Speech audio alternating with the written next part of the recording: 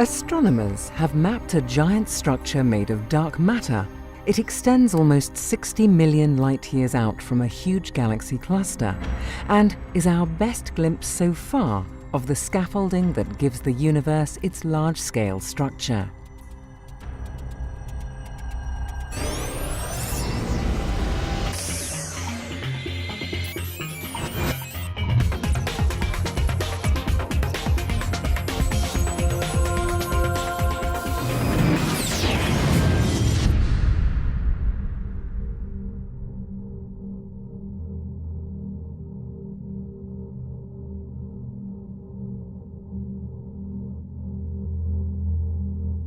Hello and welcome to the Hubblecast.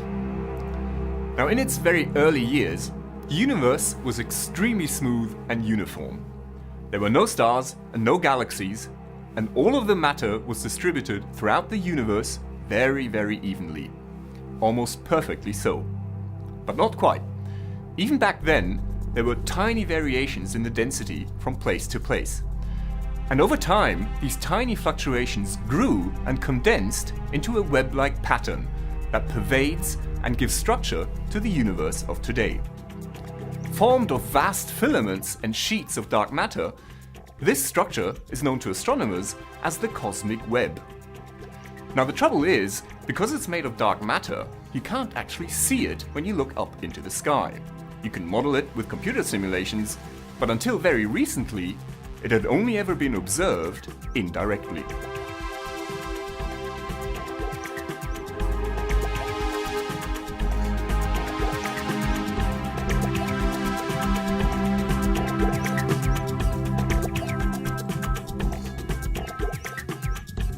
Scientists know that less than a quarter of the matter in the universe is actually visible, in the form of stars, nebulae, gas, and so on.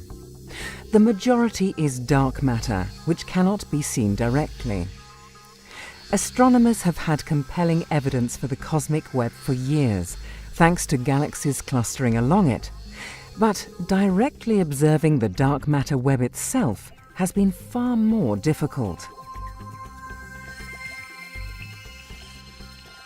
In fact, the very first successful observations of a filament of the web were only made earlier this year.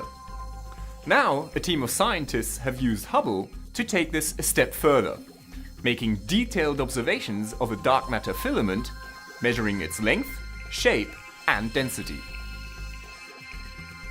Finding one of these filaments is no easy task. First, you need to look where you're likely to find one.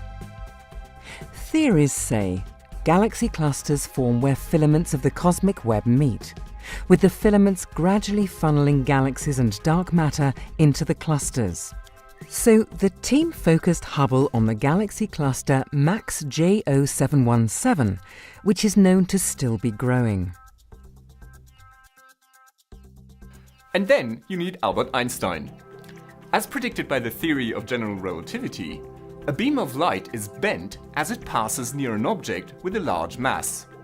So, although you can't directly see a dark matter filament, its mass should nevertheless bend the light coming from galaxies behind it, subtly distorting their shapes.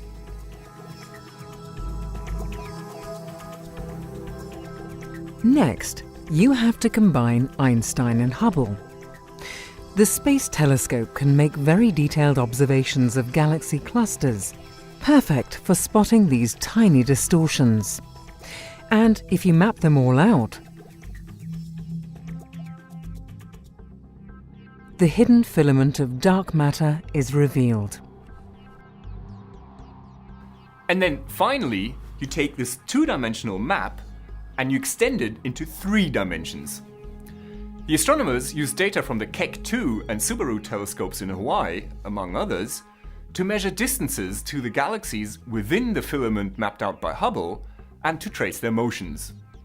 They then used this information to make the first ever 3-dimensional reconstruction of a dark matter filament and of how it is funneling matter into a massive cluster of galaxies. The filament extends across at least 60 million light-years of space. From our perspective, We see it gently curving towards us, then continuing almost along our line of sight before it plunges into the back of the galaxy cluster. Measurements of hundreds of galaxies within the filament show them moving along the filament and into cluster MACS J0717.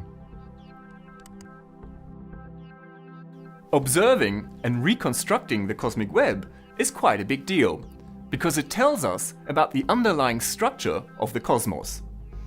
Now in the future, we'll be seeing more research like this. The NASA-ESA CSA James Webb Space Telescope, scheduled to be launched later this decade, will be an excellent tool for studying the cosmic web because of its greatly improved sensitivity compared to Hubble. This is Dr. J, signing off for the Hubblecast. Once again, nature has surprised us beyond our wildest imagination.